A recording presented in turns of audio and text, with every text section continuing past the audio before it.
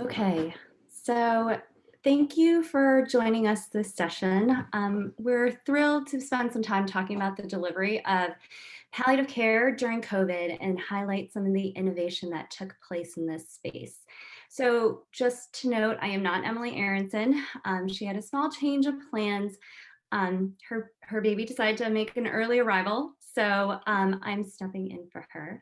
My name is Audrey Tan. I'm a palliative care and emergency medicine provider at NYU Langone in New York City. And I'm joined by several co-presenters who, just in the interest of time, I'm going to let them introduce themselves as they present their work. So this is how we're going to be spending this time together. First, with a very high level, brief overview of what the landscape was like in the palliative care emergency medicine space heading into the pandemic. Then hear from several different programs that really innovated in this space and spend some time hearing about the reflections on the impact, and then open it up for questions. So please, as the lecture goes on, feel free to include your questions in the chat and we'll get to those at the latter part of the session. So to begin, I wanted to give everyone a brief background, again, without really nearly enough time to do the topic justice, but just to make sure we're on the same page as to where we were when this all started. So I don't have to tell this group that the population is aging, with some pretty stunning statistics on this slide. Very soon, 1 of every 5 Americans will be older than 65. And these folks visit the ED much more frequently than other populations, especially at the end of life. So the result is that our chief complaints are shifting from the emergent traumatic cases that many of us sort of envisioned when we thought about the specialty to the reality of our current patients who come to us for their functional loss or uncontrolled chronic symptoms and caregiver fatigue. So patients are now living long enough to develop end-stage organ disease, cancer, dementia, and then ED is often the place where many get their care. Additionally, there's a lot of good evidence to demonstrate that the decision that we make in the ED impacts their trajectories and their subsequent care.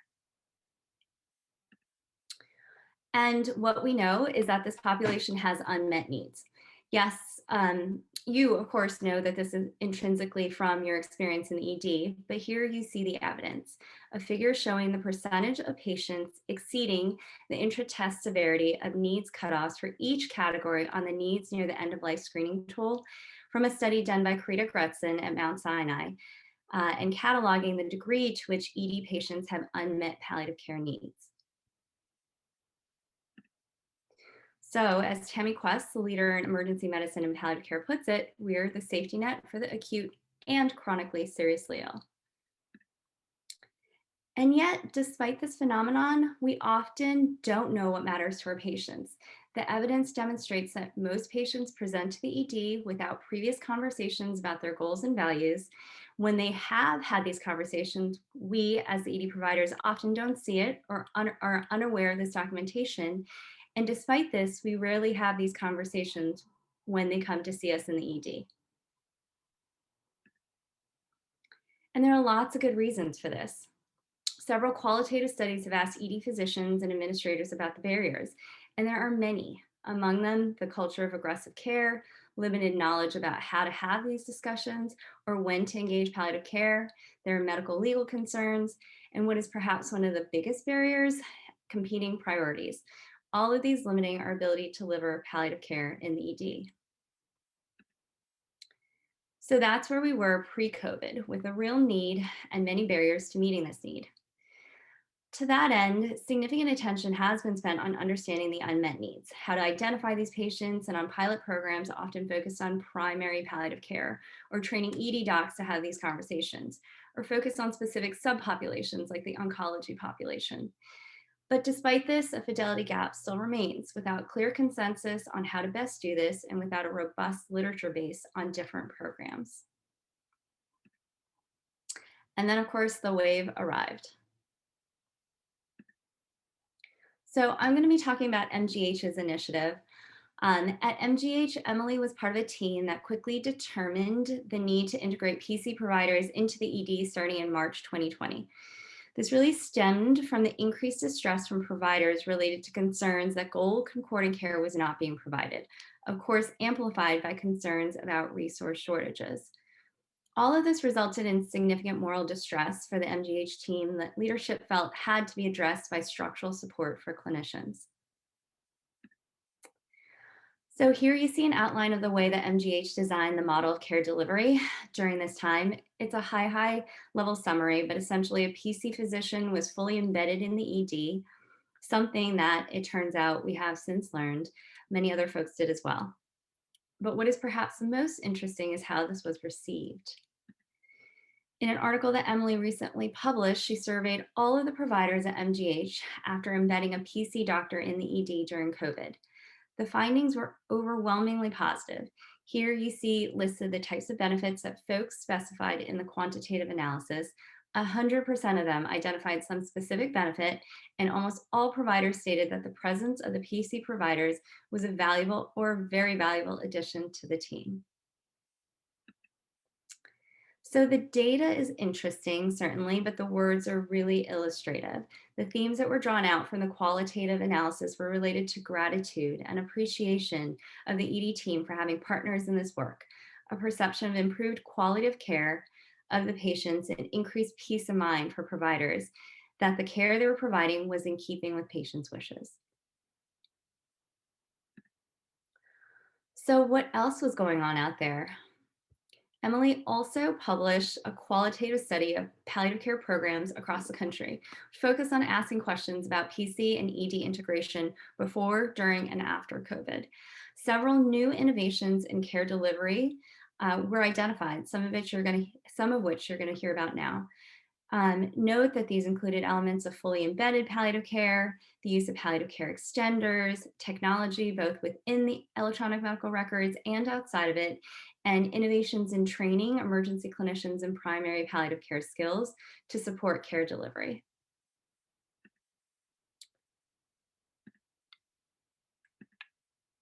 So at NYU, we focus on leveraging both existing and new ways of using technology to address the needs of palliative care patients in the ED. So at my institution, the electronic MOLST document is a preferred format for advanced directives. MOLST, for those who may not know, stands for Medical Orders for Life-Sustaining Treatments, contains medical orders around life-sustaining interventions such as resuscitation or intubation. Within our EMR, a pink banner overlies the words MOLST in the header of the patient's chart when patients have an existing MOLST on file, so easily notifying ED providers of this important document.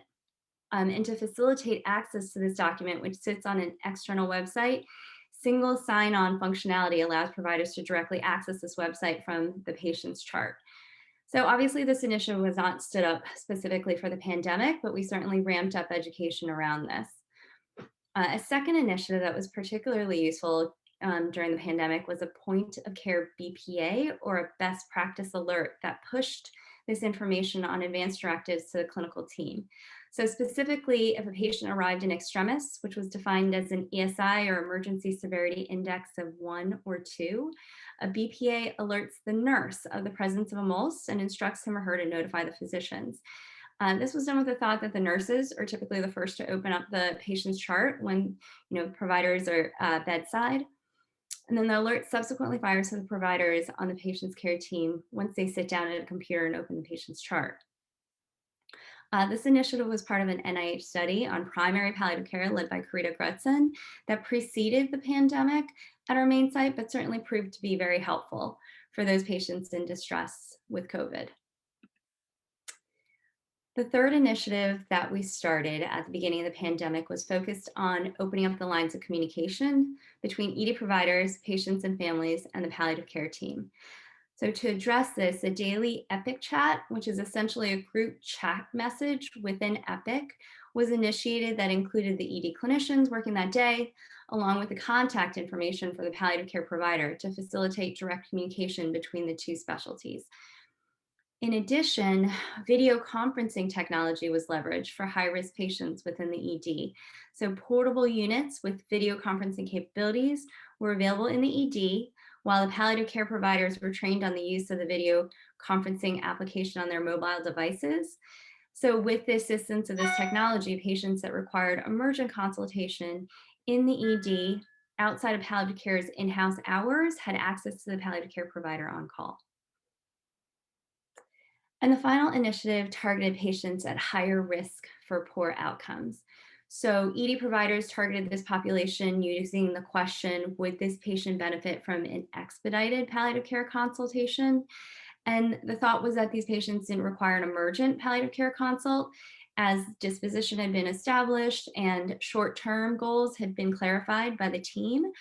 But due to their poor prognosis, an expedited consultation by palliative care the following day was more appropriate. So this question was embedded in our disposition order set, and subsequently these patients were flagged on the inpatient palliative care team's patient list to prioritize. So we subsequently taken a look at this data, and for those patients that received an expedited palliative care consult, 28% of these patients were enrolled with hospice services, as opposed to 11% who did not receive a consult. So I'm going to stop there, and we're going to move on to Daniel Markwalter at University of North Carolina. Thank you, Dr. Tan. I'm Daniel Markwalter. I'm one of the third-year emergency medicine residents at UNC, also the academic chief for this year. I'll be staying on at UNC as a hospice and palliative care fellow next year and continuing with a lot of this work. Thank you for involving me with this session, and I'm happy to share the innovations that we undertook at UNC. Actually dovetails really nicely with some of the work that Dr. Tan was talking about, especially with regards to increasing access to advanced care plans. We can go to the next slide. So I think UNC's positioning in the state is interesting in the sense that we are largely a suburban population, even borderline rural. And so we receive a lot of referrals from elsewhere in the state. And so in a sense, a lot of the COVID burden initially was on the floors and in the ICU, followed by the emergency department. And so the palliative care team had been involved heavily in the ICUs up front, and then was spread fairly thin from their duties up there and reached out to the emergency department with regards to specific needs that they were identifying in the hospital, in particular with regards to the need for clarifying early goals of care and advanced care planning. And so in collaboration with the palliative care team, we actually sought to develop what we called an educational toolkit for our ED providers to increase the amount of advanced care planning that goes on in the emergency department for those being evaluated for or diagnosed with COVID-19. And so specifically, two aims we had were to develop a prognostic tool to help risk stratify patients in the ED with COVID-19 or being evaluated for COVID-19, and then to provide emergency providers with specific scripted language to have ED-based advanced care planning discussions and prognosis, and then to use the prognostic resources to provide specific recommendations for advanced care planning that are tailored to the patient's risk. And we can go next slide. So specifically, what did this look like? The ultimate product was this sort of three-tiered system.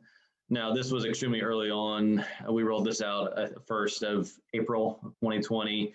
Most of the data on prognosis was based on early data out of China and the UK.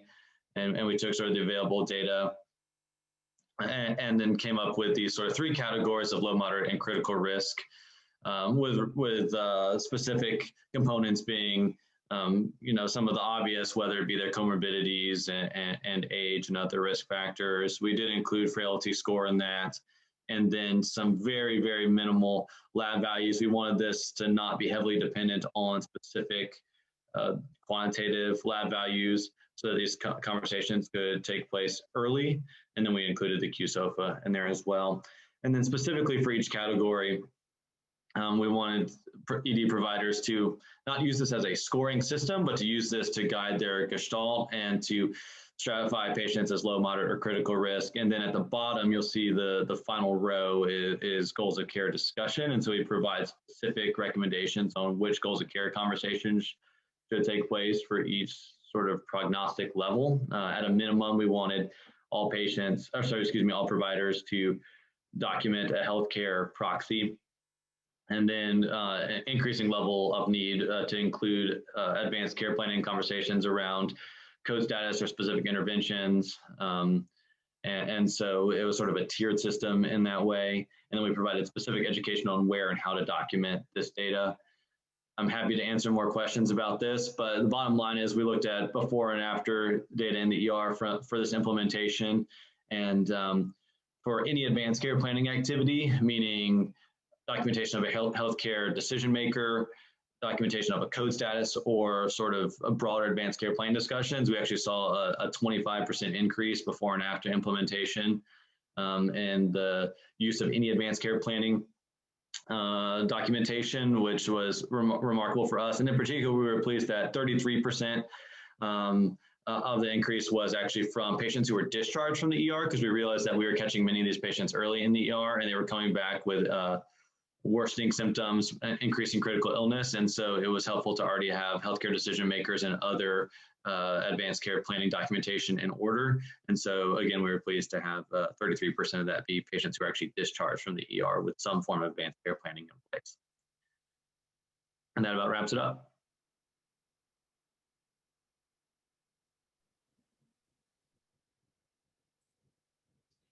Hi, I'm Karen Jubinik from Yale New Haven Hospital. Go ahead, next slide. So at Yale, we here in New Haven, like many cities, we got hit with waves, pretty significant waves of patients. And those waves threatened our ability to take care of all the patients, mostly in terms of personnel. We weren't really ever in a situation where we were worried we were going to run out of ventilators, but it was really personnel. Hundreds of patients in an ICU at one time was not atypical during the biggest waves. So what we ended up doing, we actually embedded a palliative care provider, but it was actually an ED provider in the emergency department, basically from 11 a.m. to 8 p.m. We had been spoiled prior to COVID because we had geriatric APRNs embedded in our in all of our major EDs who were used to having conversations with patients and families, goals of care conversations, whatever other needs needed to be met.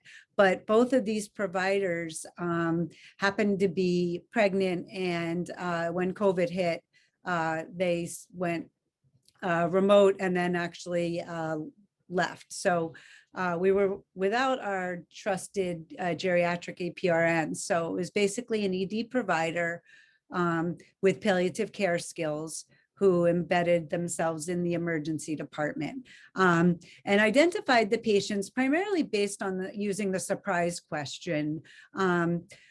Would I be surprised if the patient died during this admission? This included COVID patients, unknown patients, and patients who were known to have tested COVID negative or were thought to be admitted to the hospital with problems that were not thought to be related to COVID. And basically approached the patient if they were able to. And some of the patients, even though they came in quite sick, really were able to have goals of care conversations. Other times we needed to approach family members, and that this was obviously by phone, but using the typical phraseology that's recommended by palliative care folks. I am concerned, I'm worried. If things don't go the way that we're hoping for, that you're hoping for, tell me about yourself, tell me about Mr. Jones. What was a little different was that the ED provider, that was me, followed the patient throughout their hospital stay. So a lot of times these conversations are not really one single conversation. It's a series of conversations. And so I was able to follow the patient throughout their hospital stay. And so I was there, I met them in the ED the very first day when they came in. I spoke to their family that first day. I spoke to them the next day. I spoke to them 15 days later, sometimes 150 days later. And so I became a source of information as well between the primary medical team and the patient and family, often translating medical information to the patient and family. And also provided palliative care recommendations to the primary team as needed. So of course there was, always the elderly person who was experiencing the typical paradoxic reaction to benzos being used as an anxiolytic for breathlessness. And so I'd make the recommendation that obviously opioids might be a good first line therapy for breathlessness. The one thing that we did have across our entire health system was a resuscitation protocol, and it's changed. There's been different iterations, but there was a default DNR/DNI for all COVID positive patients if they had a cardiac arrest in the hospital. Any cardiac arrest, unless there was some other reason why the primary provider thought they should be resuscitated, that was mandatory DNR/DNI. And this was based on at least preliminary and early studies coming from China and from Italy about how if patients went into cardiac arrest due to COVID, there was very little chance of survival. Obviously, things changed as we learned more about COVID. And in the initial stage of this protocol, any patient in the ED could be made DNR/DNI if two attendings agreed. And there are always in our ED, there's no time when there's single coverage. There's always at least two attendings in the emergency department, and sometimes as many as 5 or 6. So this was not impossible to do. So any patient, even if they were coming in for a catastrophic illness, maybe cancer that was thought not to be related to COVID, could be made DNR/DNI. And so this was very important for this ED provider to be communicating with patients and families about this, this policy. Next, please. So as far as the challenges, there's really I'm the only ED provider with palliative care skills. So embedding somebody who's EM trained isn't something that's going to be possible to do longstanding. I happened to be on sabbatical, so it worked.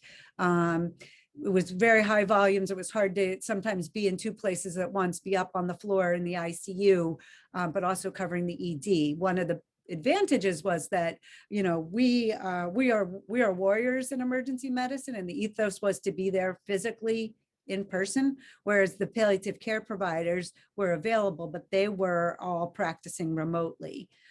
So they were available, but not in person. It was challenging to prognosticate with this new novel disease. And obviously things changed as we discovered that proning helped, as we discovered that it was perhaps not beneficial to intubate patients early on, and that steroids and other treatments helped. So it was hard to keep up with prognosticating with a new disease that had new treatments coming along. Visitor restrictions, our hospital had a real lockdown, essentially no visitors allowed for any patients for the bulk of the pandemic. And so many times the visitors couldn't see, the potential visitors, the family couldn't see how ill the patient really was. And it was hard for them to make decisions if they didn't really see how ill the patient was. And the communication only by phone initially. We later developed iPad technology, but it was still not in person in most cases, unless the patient was literally in the last day of life or so. And then this new resuscitation policy that I discussed was approved and developed by the hospital, by all kinds of stakeholders. We had community representation who, gave us their input and approval, and we worked with bioethicists, but this was not publicized by the hospital system. So this was not something that patients and families were aware of, and this was something that was often difficult to communicate, understandably. Thank you.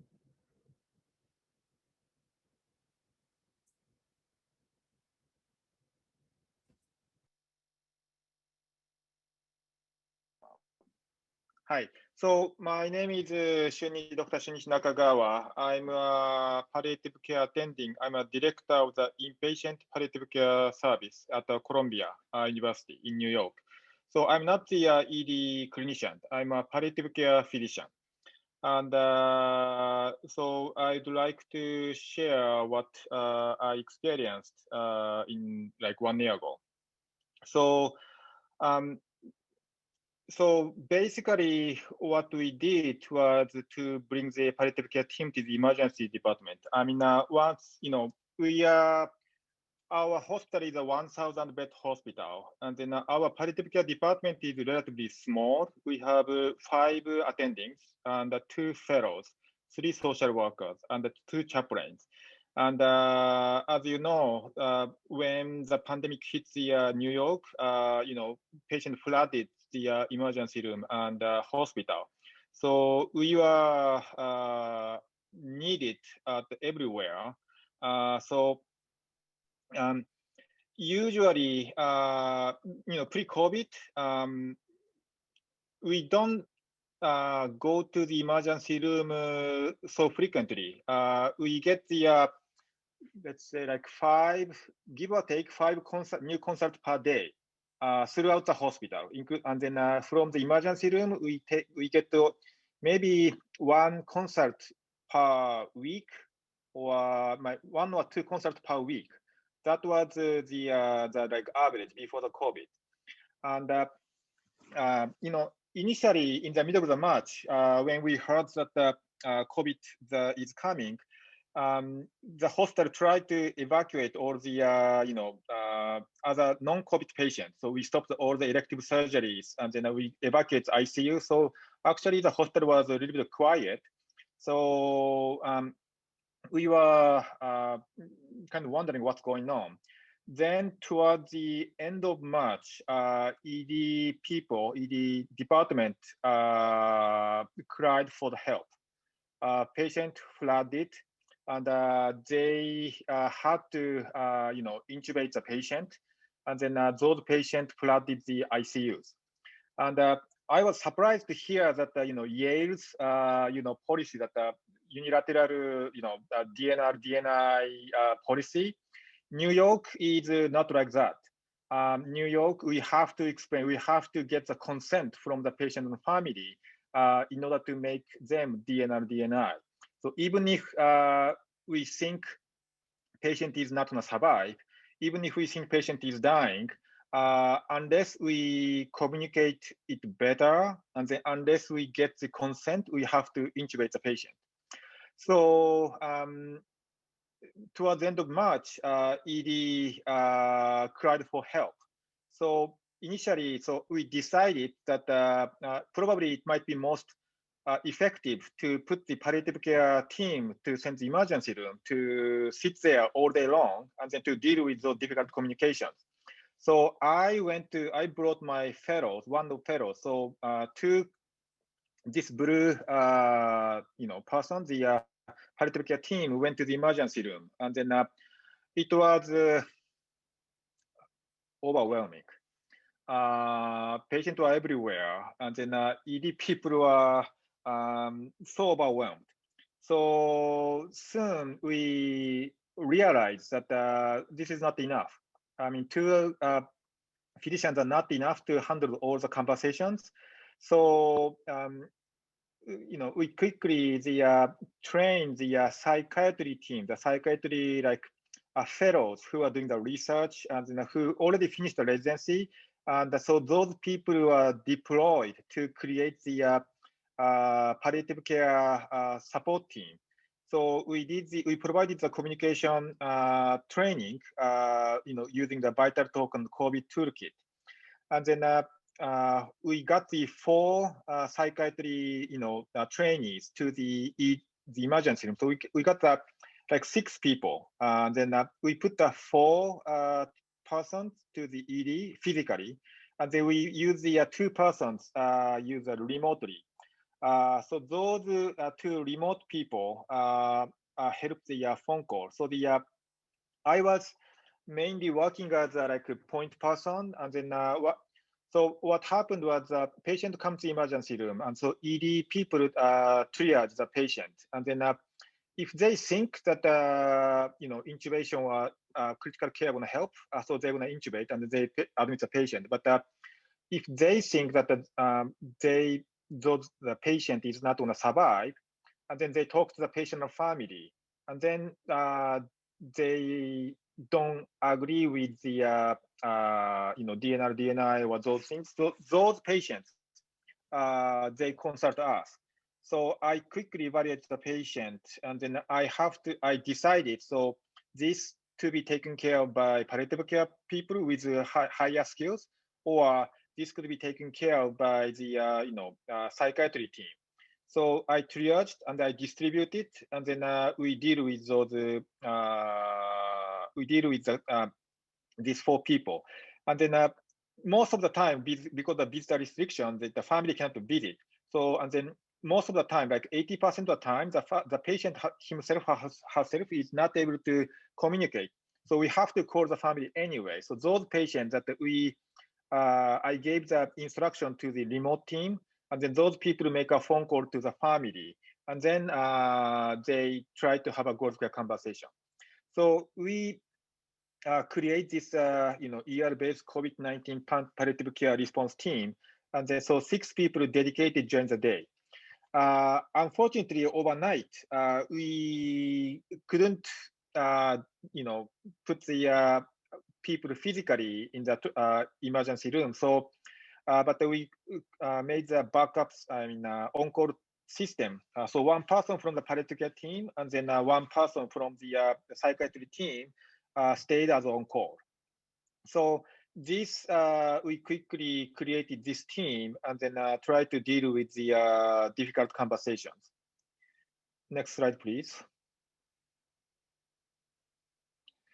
So this is what we did. So we published this study to the this outcome. So over the 2 weeks, March 27 to April 10, we were consulted for a total of 110 patients. Those patients are like already, so those patients are basically, 80 years old, and half of them are Hispanic, and they 66% of people came from home, and most of the time, like not 80%, 90% of the time, they don't have any advanced care directive, or they come with a full code. So, and then the ED people already talk to the patient and family, and they want the full code. So those patients we were consulted. So what this shows is that after palliative care team had a conversation, so the patient who wanted the full code was decreased from 91 to like 20 patients, 91 to 20. And so this was, I think, we were able to make sure that we were able to avoid the unwanted aggressive critical care for the patient who was at the end of life. So this was what we did.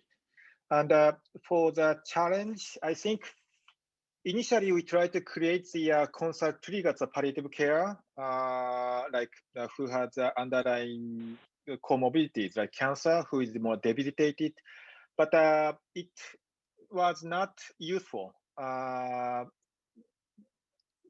We quickly realized that ED clinicians' clinical assessment, and then their clinical assessment that this patient is not going to do well, even with the intubation. So those patients, they automatically consulted us, and then that's what we did.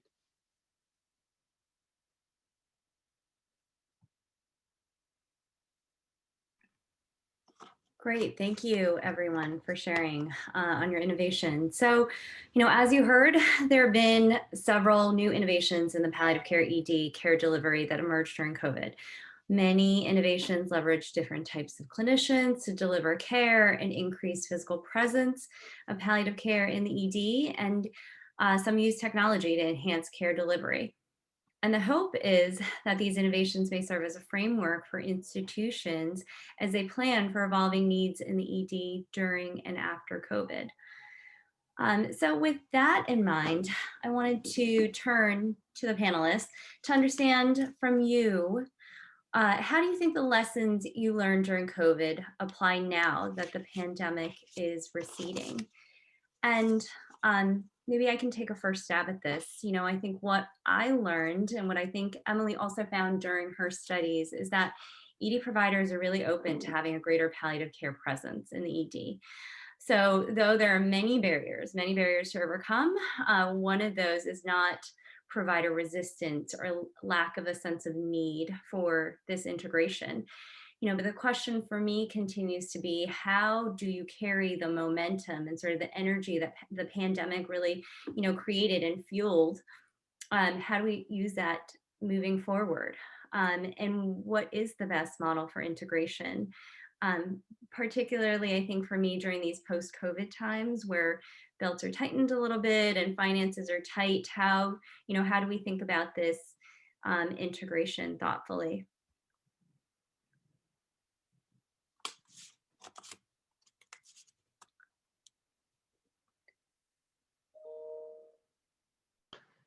Yeah, I think a big takeaway for us at UNC was, you know, the kind of as you alluded to, the receptiveness of the ED was quite remarkable, and I'm sure with many institutions, you know, COVID-19 hit, and there were about 30 different projects that were implemented to try and improve care and workflow, and all kinds of changes occurred in the hospital. But we had one of our providers reach out to us and specifically say that early documentation of advanced care planning was what they felt was the most important intervention that they saw going on. And so that was really, you know, uplifting to us and sort of spurred us forward to continue pushing it. You know, I think one of the a big takeaway from me now on sort of the back end of things is, and I know Dr. Giovanni kind of mentioned this, is, you know, we created a prognostic tool for a disease that there was still a lot of unknown about. It was exceptionally difficult for providers early on, as y'all remember, to be able to guide families. And so it's been really interesting. I know we may touch on this in a little bit, but we actually saw the use of our tools declining to some degree, in part because providers became more comfortable with the disease process and the their own ability to prognosticate, which I think was really insightful to us. And so we started looking at ways to sort of pivot to, you know, make this, I guess, broaden this type of intervention to a non-COVID-19 population. Yeah, and from the start, even during big COVID waves, we were seeing a significant number of patients who were obviously not. We were seeing significant number of patients who were not necessarily COVID, but we still needed to, you know, provide care to them as well. So we found that the surprise question was very simple and also something that we could take forward. And so we now are, you know, partnering with our geriatrics folks as well as our palliative care folks to have goals of care conversations. You know, they're already overloaded. They do so much work in the hospital, but they have some bandwidth. And so, but the ED providers need something simple. And we found that the surprise, you know, we tried to think of all other different kinds of ways that would, tools that might be good ways to stimulate consults. But in the end, everybody liked the surprise question. So we're back to using, would you be surprised if the patient died during this admission?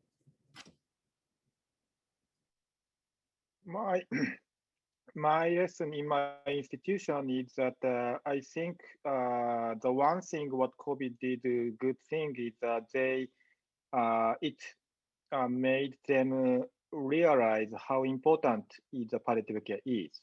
I think the ED clinicians became more aware that how important communication skill, how important it is to acquire communication skills. So I think, not that they didn't know palliative care, not that they didn't understand that, but I think they became more open to the more educational intervention. Actually, so we held the first like vital talk session the whole day for the I think 12 core faculty members and also attending and fellows and the PAs in for ED.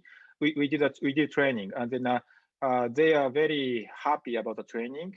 So we decided to continue doing that.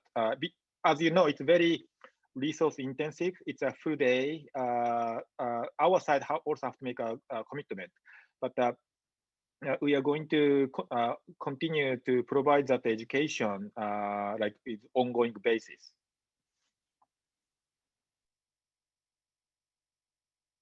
That's amazing. So to sort of build on that, as I look to you guys on the panel, how do you think the interventions may or should be sustained moving forward now, sort of as the pandemic is receding?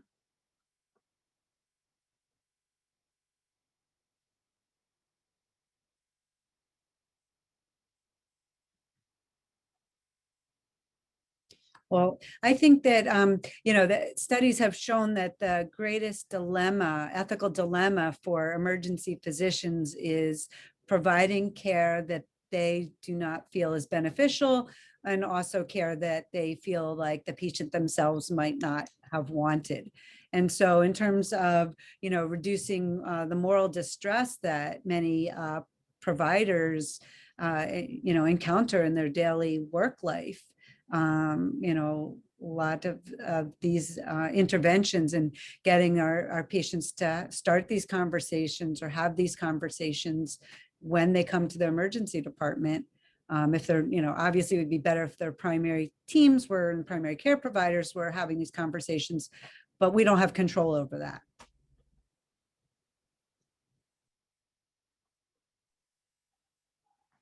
I think for us, I alluded to the fact that we're kind of pivoting to figuring out how this kind of intervention could be used in other ways in our ER. We have some palliative care involvement in the ER from our consult service, but we're not in a position to have folks really embedded in the ED, even though it's sort of a dream that we have. So a lot of this has been on the ED providers themselves and developing their education and skill set. And so I think the two ways that I see this kind of moving forward are, one, I guess one of the obstacles was actually getting ED providers used to this, just integrating this into their sort of initial sort of history and physical, and just trying to integrate that into their workflow, because everyone's just sort of in a routine. It's just not a normal part of what they do, and including with the documentation. And so we did a focus group after rollout of our intervention, and a lot of the feedback was about just needing reminders about how to do the mechanics of documentation and where to document this and exactly how to document the conversations, which is just not a skill set many folks were used to or are very adept with. And so that's one thing that we see going forward, is trying to continue with that component of education, but then also turning from like this prognostic tool from COVID-19 to how do we actually develop tools to identify early on patients who would benefit from palliative care in the ER, so certain triggers or conditions or certain components of the history, and then we're actually working on early integration of hospice into the ER too. And so that's kind of the way we've been pivoting from this advanced care planning side of things into some more, I guess, grounded interventions about what we can do in the ER early on for patients who are critically ill beyond COVID-19. Yeah, I think we're in a very similar spot as you, Daniel. It sounds like, we have dreams of an embedded palliative care provider in the ED, but what we've really been focusing on now is sort of making sure that we're identifying the right population earlier in the, if not in the ED, immediately, kind of having the inpatient team aware of our, poor prognosis and concerns around how the patient will do moving forward. So more around sort of, when, how, and when do we involve our palliative care team, which is a fairly robust team at NYU.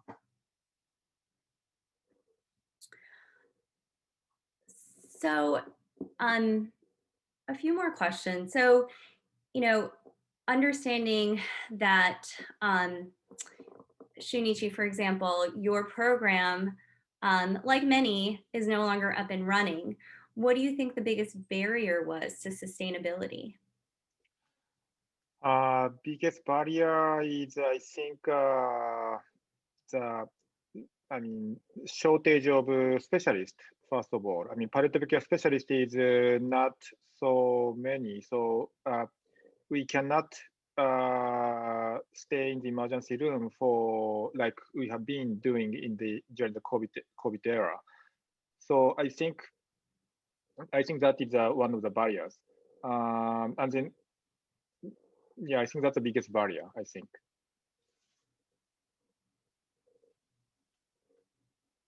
Yeah, certainly. I think resources and personnel is certainly an important consideration. Yeah. I think what I realized, at least at sort of my institution, with this lens of using technology to address patient needs in the ED, is that solutions need to be really easy. And Karen, you sort of mentioned this. The one initiative at NYU that never gained traction was the video conferencing technology, even though, there was sort of this focus on telemedicine and how to use it innovatively. We had these video conferencing hubs situated in the ED, multiple in various locations, step-by-step instructions, but it really never caught on. I think we were, again, asking ED providers to sort of partake in a workflow that was not part of their traditional workflow. And so it never achieved success. Whereas the other initiatives that I talked about were embedded in existing workflows, and so they were much more successful. I see.